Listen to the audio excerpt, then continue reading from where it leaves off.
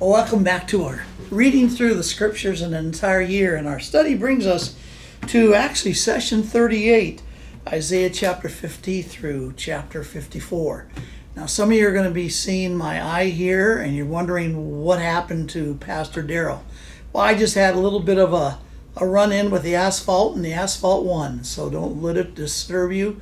I'm fine.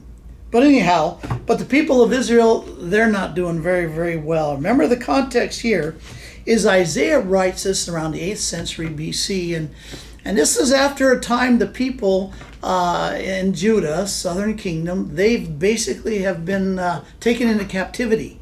And so Isaiah is reminding them here, especially in the section we're reading this week in chapters 50 to 64, is that the reason is because of their sin.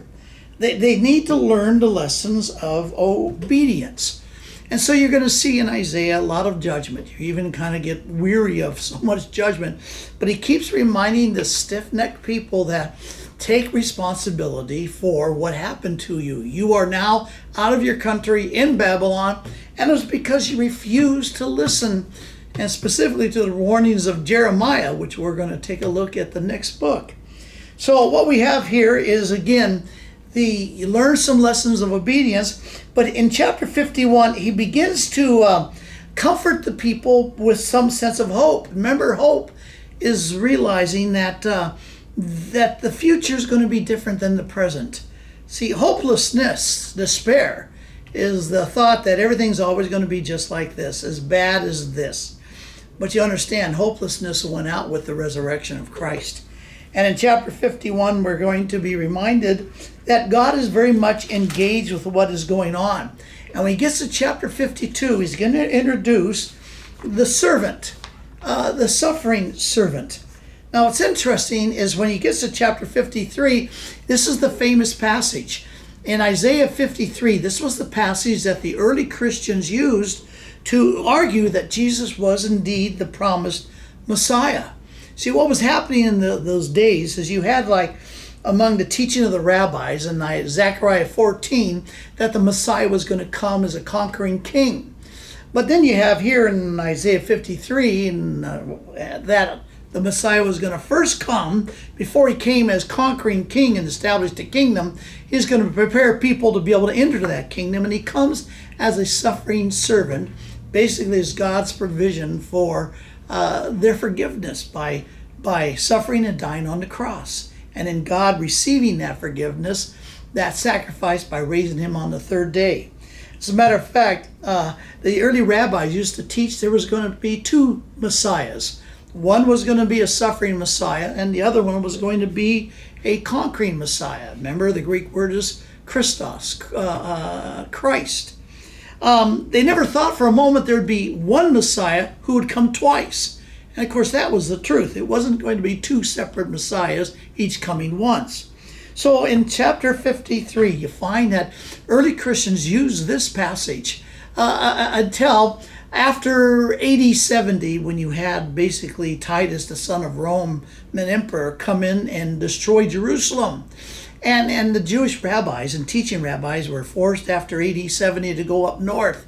And eventually, 20, 30 years later, they reinterpreted this passage because it bothered them that the Christians kept using it to prove that Jesus was the Messiah.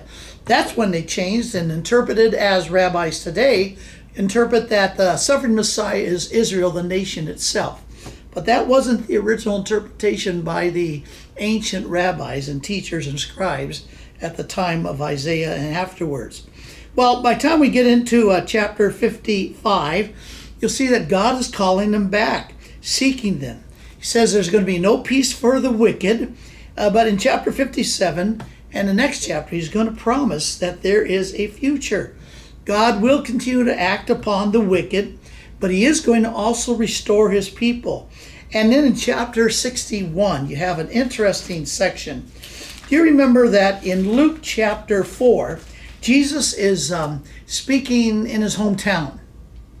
And they invite him to come in as a visiting rabbi. Well, he goes ahead and they give him a scroll, and he reads this portion in Luke chapter 4, verse 21. The Spirit of the Lord is upon me, because the Lord has anointed me to bring good news to the afflicted. He has sent me to bind up the brokenhearted, to proclaim liberty to the captives and freedom to the prisoners, to proclaim the favorable year of the Lord. And then he stops, he rolls up the scroll, he sits down, says nothing.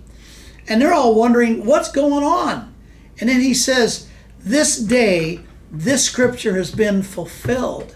So this is the actual passage here in chapter 61 of Isaiah, verses 1 and 2, is the very passage from the scroll that Jesus read from when he was declaring, this day, this scripture has been fulfilled, identifying himself as that servant that would be sent to be the suffering servant that Christ promised to restore the people of God.